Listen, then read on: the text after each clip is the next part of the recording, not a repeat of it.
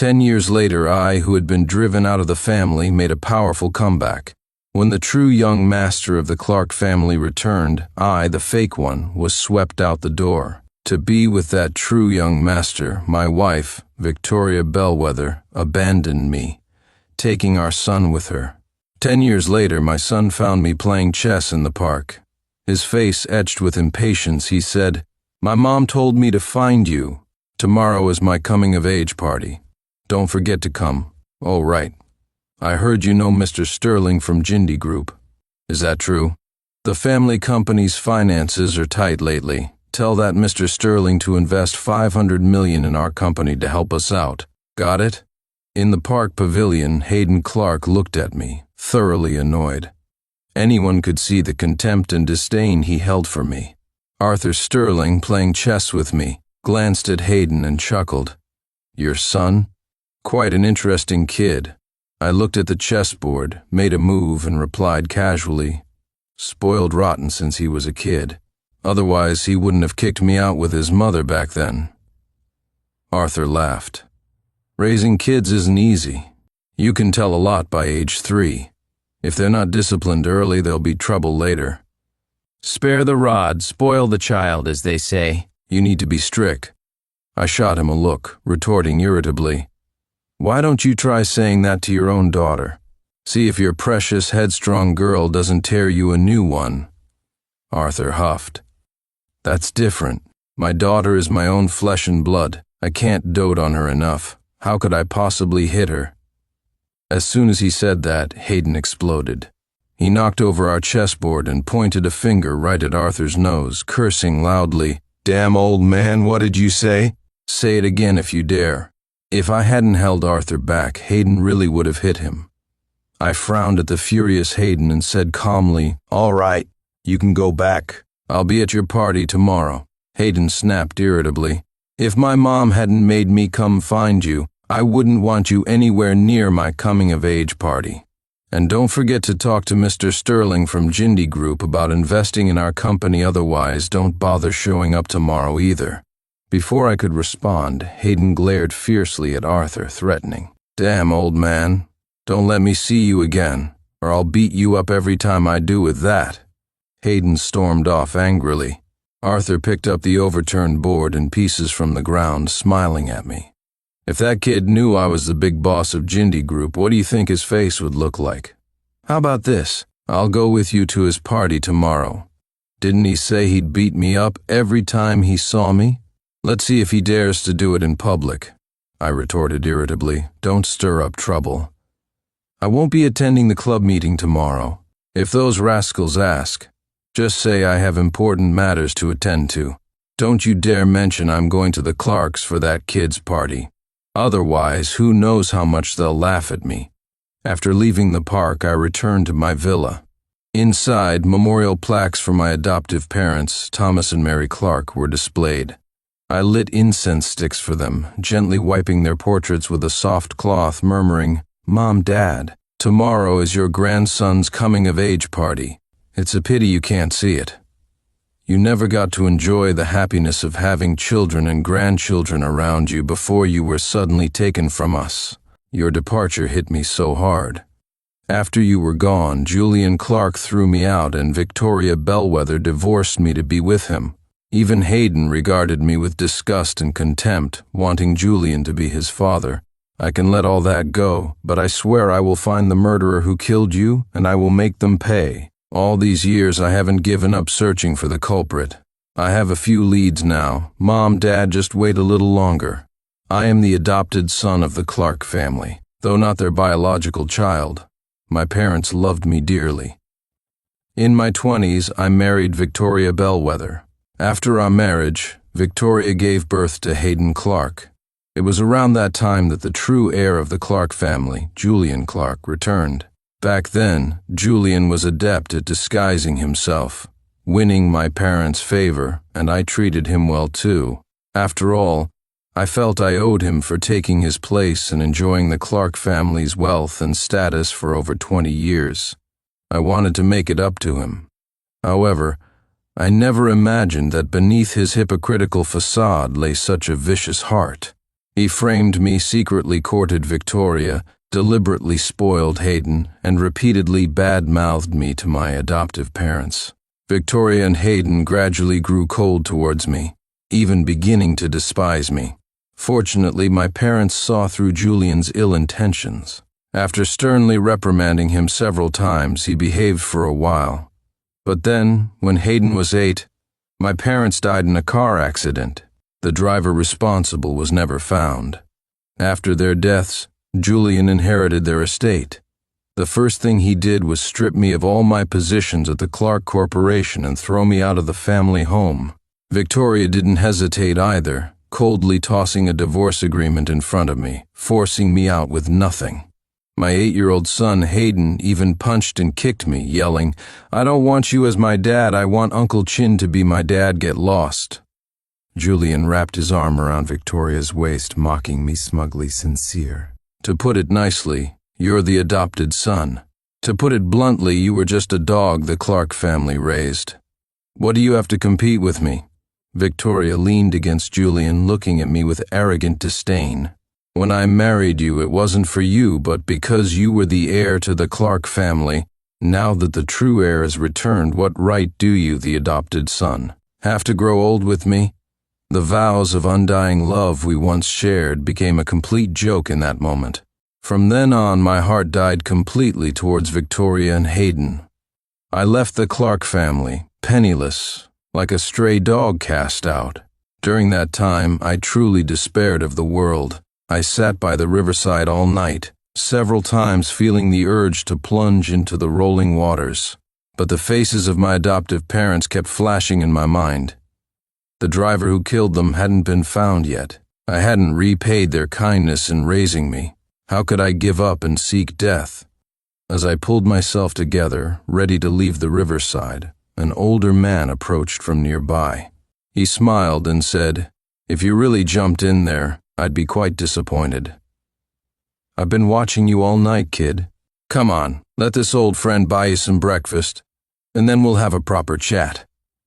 This older man was Arthur Sterling, the big boss of Jindy Group, who later became my closest friend. He had been following me ever since I was kicked out of the Clark home. In his words, he saw my potential and wanted me to join Jindy Group in a senior position. I refused.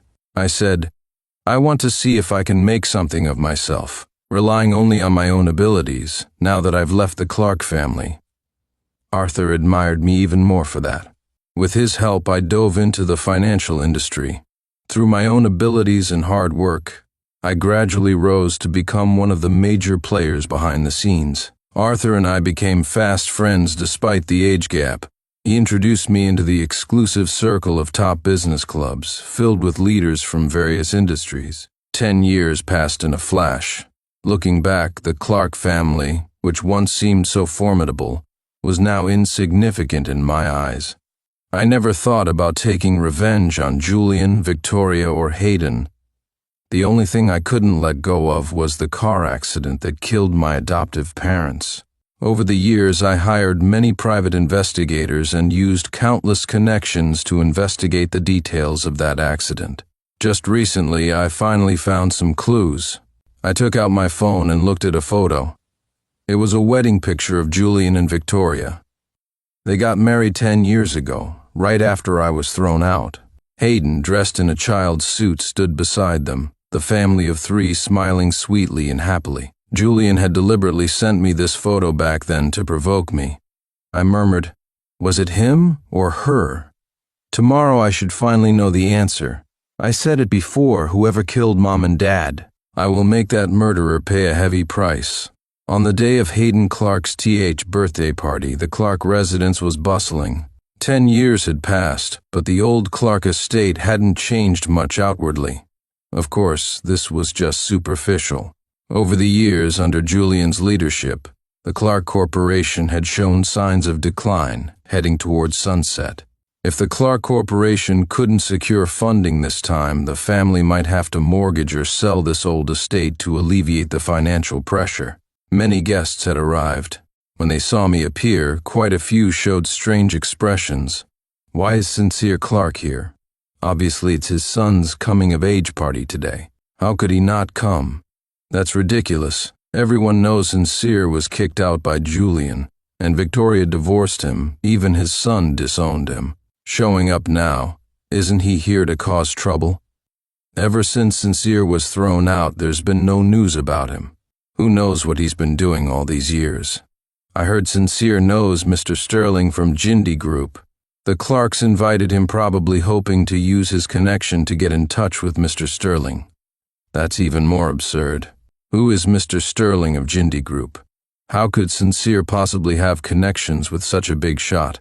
After entering the financial industry, I operated behind the scenes. Apart from the top figures in the exclusive club, few knew that the emerging financial mogul of recent years was me. I ignored the guests and their strange looks, heading to the buffet table to pick out some food. Just then, the man of the hour appeared. Victoria, arm in arm with Julian, walked towards me with Hayden. Hayden looked at me with disgust. "You're wearing that to my coming-of-age party? Are you deliberately trying to embarrass me?" I was dressed casually in clean, neat leisure wear. Though not comparable to the suits worn by other guests, I saw no problem with it.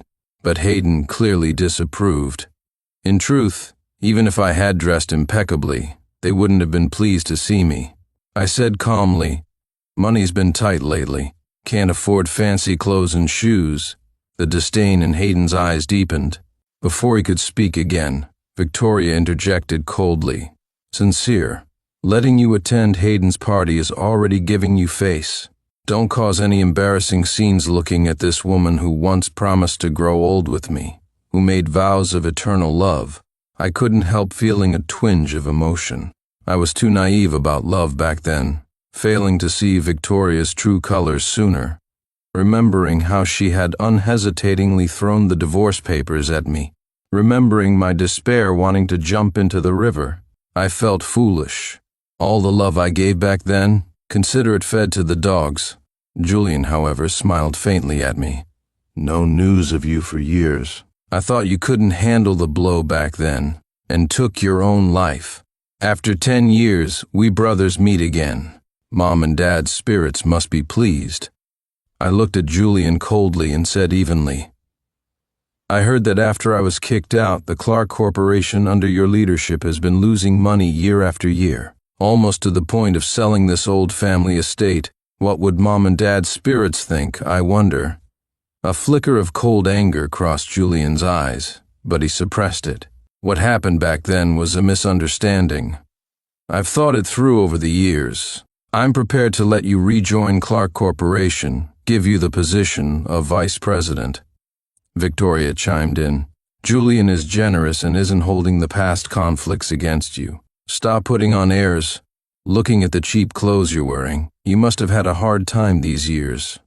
Becoming vice president of Clark Corporation is definitely a windfall for you. Of course, there's a condition to becoming VP." I watched their double act coolly. "What condition? Let's hear it." Julian cleared his throat. "I heard you have some connection with Mr. Sterling of Jindy Group. Is that true?" I nodded, replying casually, "We're casual acquaintances. Met a few times." Julian's eyes lit up. "As long as you can get Mr. Sterling of Jindy Group to invest over $500 million in our Clark Corporation, the vice president position is yours." Hearing this, I almost laughed out loud. Forget the Clark Corporation now. Even at its peak 10 years ago, a VP position wasn't worth that much. $1 million investment for a Clark Corp VP seat? Did Julian think I was an idiot? Before I could respond, a commotion arose behind me. A portly, middle-aged man walked over, and many guests quickly stood up to greet him. Seeing the stout man, Julian's eyes lit up, and he immediately abandoned me, hurrying towards him. Julian's face beamed with a smile laced with subservience and flattery. "Mr. Grant, you finally arrived. Taking time out of your busy schedule for my humble son's party truly brightens up our event." Not just Julian, but Victoria and Hayden also wore fawning expressions when facing Mr. Grant. Guests whispered among themselves, "Although the Clark family has declined, even a weakened giant is still strong." "Gavin Grant, the vice president of Jindy Group, is here too?" Does this mean the Clarks have connected with Jindy Group? If so, the Clark family might be reborn. Everyone knows Jindy Group is loaded. If you can latch onto their coattails, even a pig could fly. Gavin Grant is just a VP in name at Jindy Group, without much real power. If it weren't for being Arthur Sterling's nephew, how could he get that position? Well, that's his skill too. If you're so capable, go find a wealthy uncle yourself. Mr. Grant was very arrogant. He shook Julian's hand briefly and said coolly, "Mr. Clark, I'm quite busy. Time is limited. Let's sign the contract first. After signing, I'll go back and talk to my uncle about investing in your Clark Corporation. How about that?" Julian hesitated slightly. Victoria quickly urged, "No problem. Let's sign now." She then whispered to Julian, "If we miss this opportunity, Clark Corporation is truly finished. This Clark estate isn't that useful to us anyway. Even if sold at a high price, it might fetch $100 million at most, not nearly enough for the company's finances." Mr. Grant offered only $10 million, much lower than market value, but as long as he can persuade Mr. Sterling to invest in our company, it's worth it. Hayden also persuaded Julian, "Dad, if our company goes bankrupt, this old house is useless. I don't want to live in poverty. You promised me a luxury car and a mansion after my party." Julian nodded firmly and smiled at Mr. Grant. "All right, since Mr. Grant has said so, I won't say more." Mr. Grant smiled smugly, produced a contract for the purchase of the Clark estate, and asked Julian to sign. I, who had been silent nearby, spoke up gravely. "This estate is the Clark family's ancestral property. Even when Mom and Dad were facing their toughest times, they never thought of selling it. Julian, he's only offering $10 million, and you're selling it? If the Clark ancestors knew about this, they'd probably turn over in their graves." Hearing this, Julian flew into a rage, yelling at me, "Sincere Clark, shut your mouth. You're just an adopted son. Who are you to lecture me? This ancestral home is my property. I'll sell it if I want. If you dare to babble again, I'll have someone beat you up and throw you out right now." Victoria and Hayden also glared at me angrily, as if I had ruined their fortune. Just moments ago they hoped I could connect them with Jindy Group. Now, seeing Mr. Grant, they deemed me useless, discardable. Just like when they kicked me out years ago, so decisive they really are pragmatic. Mr. Grant glanced at me and snorted coldly. "Are you that adopted son, Sincere Clark, who was thrown out? You're not the one in charge here. What right do you have to interfere?" "Get lost, looking at the arrogant Mr. Grant," I sighed inwardly. Arthur had mentioned this Gavin Grant to me. Even though Grant was his nephew, Arthur found him quite annoying. If Arthur's late older sister hadn't asked him to look after Gavin before she passed, Arthur would have kicked Grant out of Jindy Group long ago. Seeing Julian quickly sign the contract to sell the ancestral home, I frowned at Gavin Grant. "Does Arthur Sterling know about you lowballing the price for the Clark estate? Doing this behind his back? Aren't you afraid he'll punish you later?" Grant became furious, glaring fiercely at me. He turned to Julian.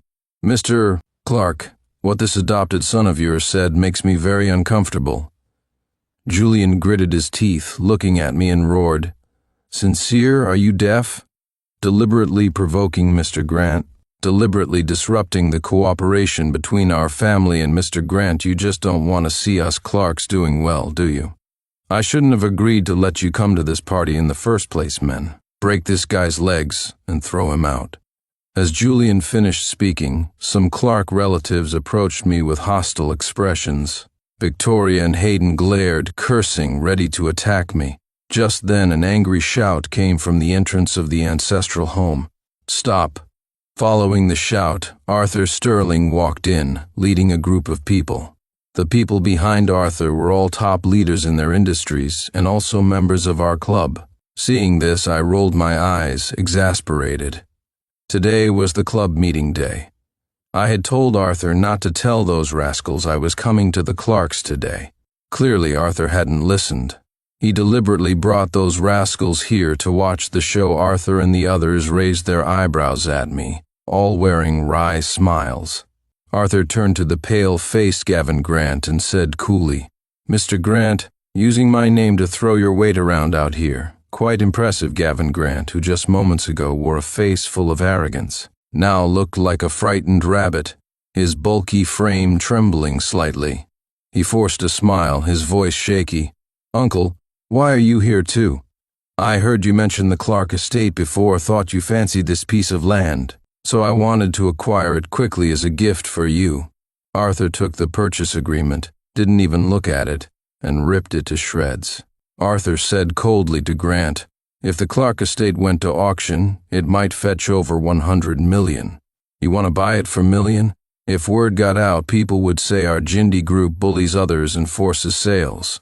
Gavin, all these years you've been using your status as my nephew to misbehave and line your own pockets. Did you really think I was blind?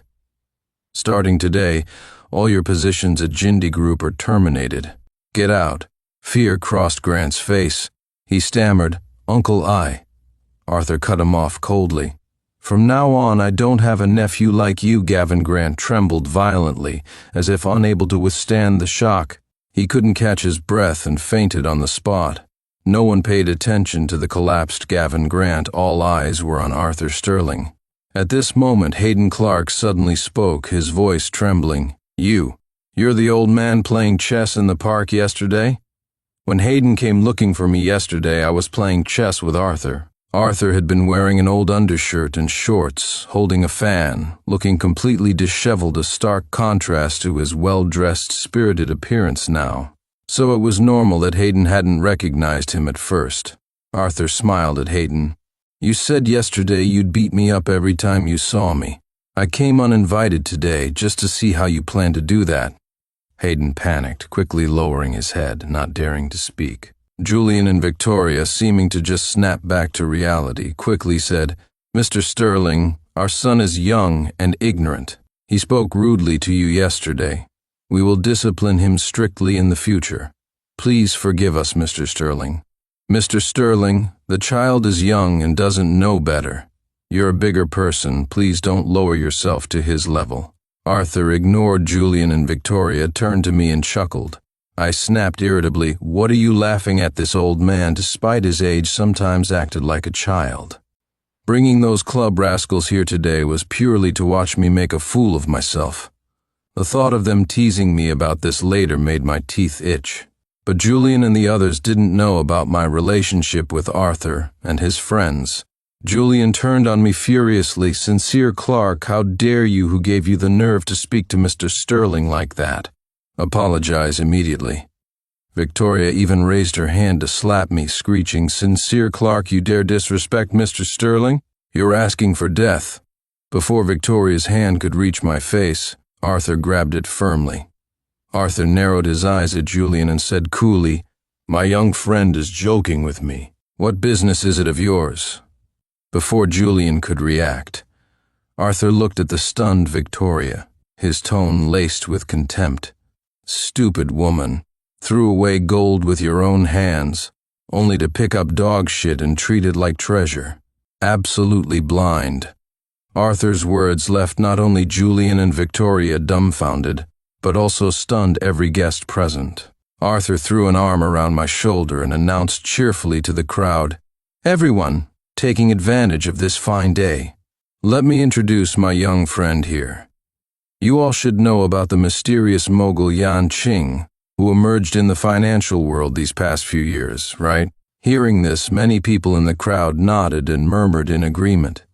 The titan who suddenly rose in the financial world. Anyone who knows anything about finance must know this mogul. I wonder what that financial giant is like. I only heard he seems quite young, but few people know what he looks like. I heard he's a member of the Dragon Shine Club, recommended by Mr. Sterling himself. Only the top leaders in various industries can get into the Dragon Shine Club. What does Mr. Sterling mean by saying this all of a sudden? Arthur chuckled and pointed at me, declaring to everyone, "This young friend of mine is that most mysterious financial mogul rumored about these years, Yan Qing, Sincere Clark. They are one and the same." This statement dropped like a bombshell, causing ripples of shock. Gasps filled the air, with Julian and his family reacting with the most shock and panic. Julian's eyes widened. He blurted out, "Impossible, how could that financial mogul who rose so quickly in just a few years be this adopted son?" Victoria, flustered, spoke without thinking, "Is there some mistake? Or perhaps, Mr. Sterling, you're joking with us."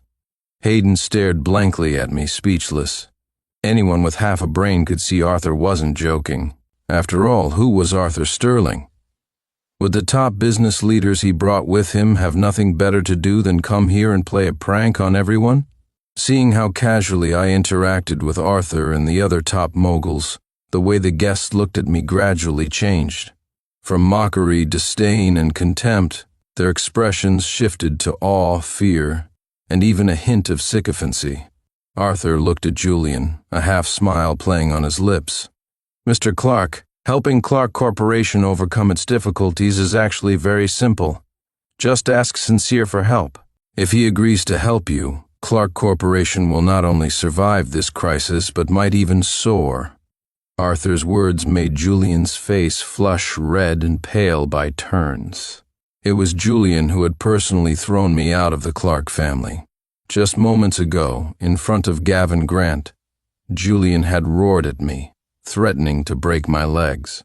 Now, asking him to bow his head and beg me, in front of everyone, was indeed a loss of face he found hard to swallow. Victoria spoke up at this point, her tone intimate. "Sincere, we're family. Let's not make things too ugly. Clark Corporation will be left to your son eventually. Helping Clark Corporation is helping our son. You're so wealthy now. Injecting a few $100 million shouldn't be a big problem, right?" I glanced at Victoria. She looked at me seductively, her eyes burning with a certain heat. Could this woman be thinking about getting back together with me? When she and her son abandoned me back then, they were utterly ruthless and decisive.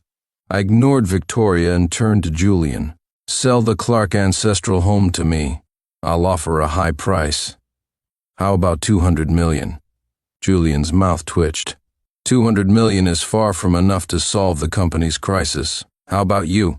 I cut him off calmly. "I've calculated. If you sell the ancestral home to me and sell off your other assets, you should barely be able to get Clark Corporation through this crisis. As long as Clark Corporation doesn't collapse, you'll still have the goose that lays golden eggs. You should know which is more important. Even if the ancestral home is auctioned, no one will offer a higher price than me." "Of course, if you disagree, consider it unsaid." Julian quickly replied, "Sell, I'll have someone draw up the contract right now." Soon, Julian's assistant prepared the sales contract for the ancestral home.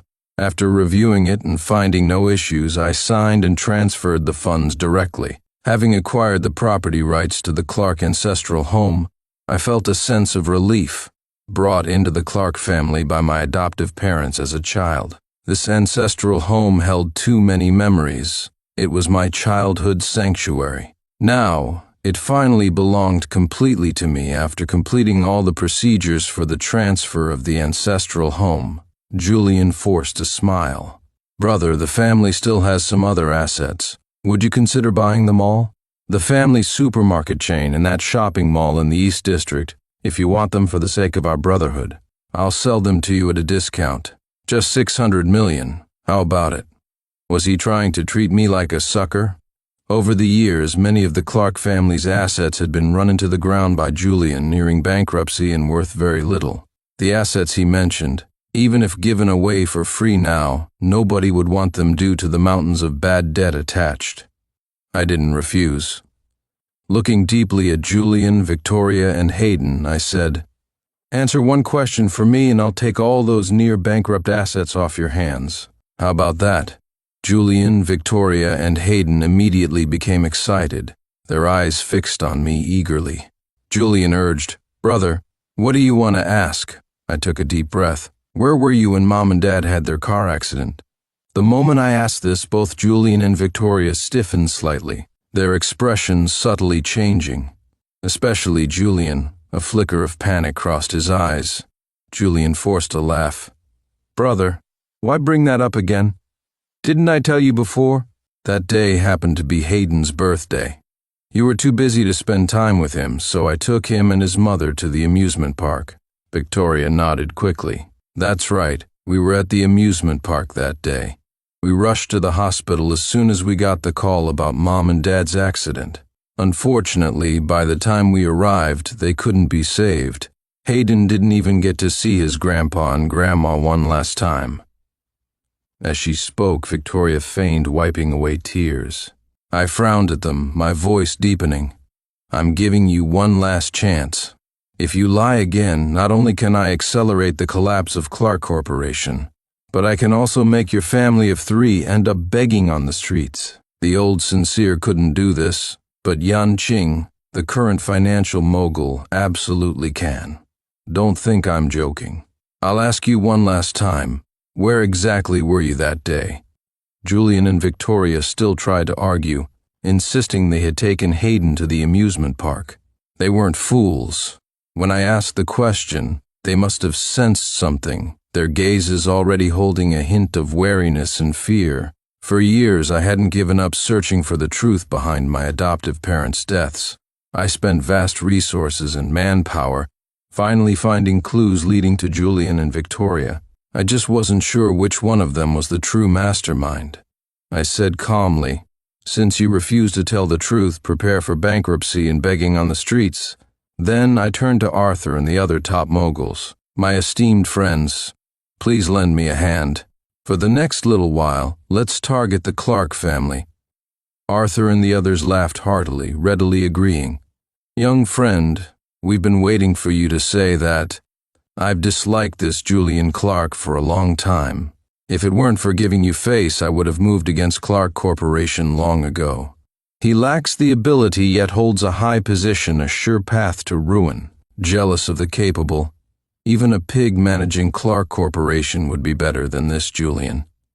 Don't worry, with us old brothers taking action, it won't even take a month to force Clark Corporation into bankruptcy liquidation.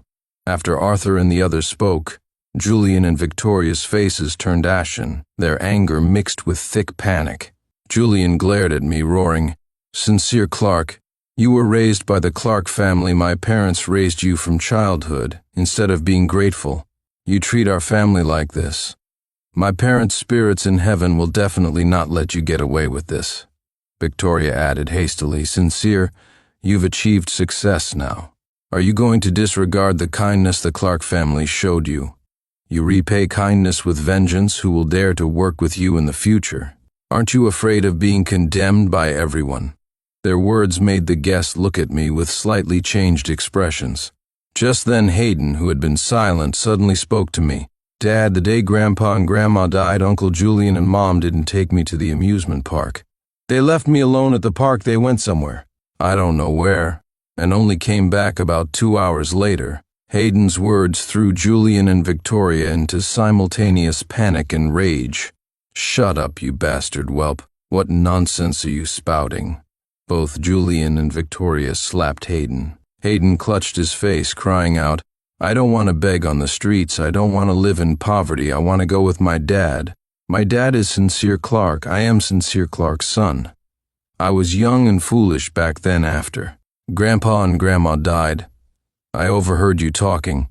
Before Hayden could finish, Victoria and Julian clamped their hands tightly over his mouth. Julian looked like he wanted to strangle Hayden. He gritted his teeth at me. Sincere Clark, if you don't want to help us, fine. But if you dare to kick Clark Corporation while it's down, I will drag you down with me.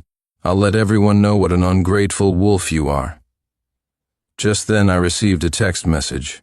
It was from a private investigator I had hired. I looked coldly at the angry and panicked Julian and Victoria, my voice chilling. Who exactly is the ungrateful wolf? My adoptive parents' deaths. You did it, didn't you? My words shocked everyone present. Julian and Victoria turned even paler, blustering furiously. Sincere Clark, stop slandering us. How could we possibly do such a thing? You're spreading rumors. We're going to sue you. I took out my phone and showed the evidence sent by the private investigator to Arthur and the others. After seeing it, they all started cursing at Julian and Victoria. Julian and Victoria had been involved long before. Although Julian was the true heir, a significant portion of Clark Corporation's power was in my hands, which made Julian deeply dissatisfied. When my adoptive parents planned to write their will, intending to leave a part of the family assets to me, Julian's jealousy flared intensely. So, Julian and Victoria conspired, using some help from Victoria's family, the Bellwethers, to stage a car accident that resulted in my adoptive parents' deaths. The private investigator I hired had, through various clues and tracking down witnesses from the accident years ago, and by using certain special means to install listening devices in Julian and Victoria's car, finally confirmed that they were the true culprits behind my adoptive parents' murder. When I presented the evidence from my phone, the entire place erupted. In that instant, everyone looked at Julian and Victoria with disgust and contempt, shouting curses endlessly. Julian and Victoria still tried to deny it, but Hayden suddenly broke free, ran to my side and said, "Dad, I can testify they were the ones who killed Grandpa and Grandma." I overheard them talking, discussing how they killed Grandpa and Grandma and about the help from Mom's family. Hayden recounted the details of Julian and Victoria's conspiracy, draining the color from their faces. Then Hayden looked at me pitifully. "Dad, I was young and didn't know better back then. I wasn't involved in killing Grandpa and Grandma. I'm your only son now that I've redeemed myself by exposing them. Can you forgive me for the mistakes I made back then?" I looked at Hayden with complicated emotions and sighed. "I forgive you. However, you've got one thing wrong. I'm not your dad. Julian Clark is your biological father." Hayden was stunned. The guests were stunned. Even Arthur and his old friends looked at me, utterly astonished. I told Hayden, "Before your mother married me, she was already involved with Julian Clark. You are their biological son. Otherwise, why do you think your mother divorced me so decisively back then? Why has Julian treated you like his own son all these years? Today you exposed your own parents. That's quite something. Consider this my coming-of-age gift to you. Do you like it?" Hayden trembled, looking at me with disbelief and terror. He stammered, "Dad, you must be joking." I ignored him and looked at Julian and Victoria, saying softly, "All these years, haven't you told the child about his origins? Or perhaps you were too ashamed to mention it, afraid your own biological son would look down on you." I only found out about Hayden's true parentage after leaving the Clark family.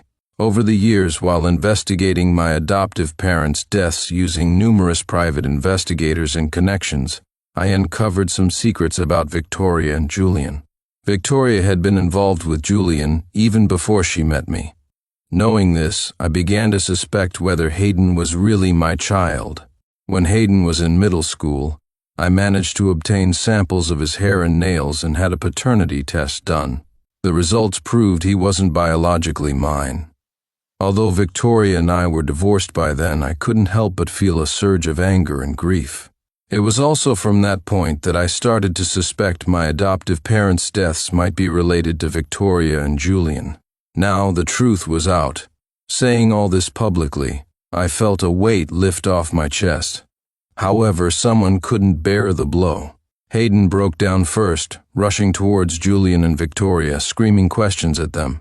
Julian and Victoria stared blankly, ignoring their frantic son.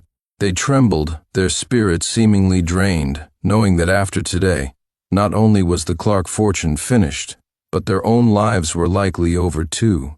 Hayden's 18th birthday party ended abruptly. Julian and Victoria were taken away by the police along with several members of the Bellwether family who had aided them in murdering my adoptive parents years ago. Before the trial could even begin, Julian committed suicide by banging his head against the wall in his holding cell. Victoria suffered a complete mental breakdown. Declared legally insane, she was being transferred to a psychiatric hospital when she managed to jump out of the moving vehicle and was struck and killed instantly by oncoming traffic. As for Hayden, his 18th birthday marked a turning point from a rich heir to a street beggar. Later, I heard he resorted to petty theft, fled to another state, was lured abroad with promises of big money, and not long after, His organs were harvested and his body dumped in the wilderness. After acquiring all of the Clark family assets, I went to my adoptive parents' graves to pay my respects. Mom, Dad, your spirits in heaven can finally rest in peace. The wind blew, painting the sky with sunset hues. The clouds on the horizon formed the faint outline of an elderly couple, as if Mom and Dad were watching me with gratified smiles.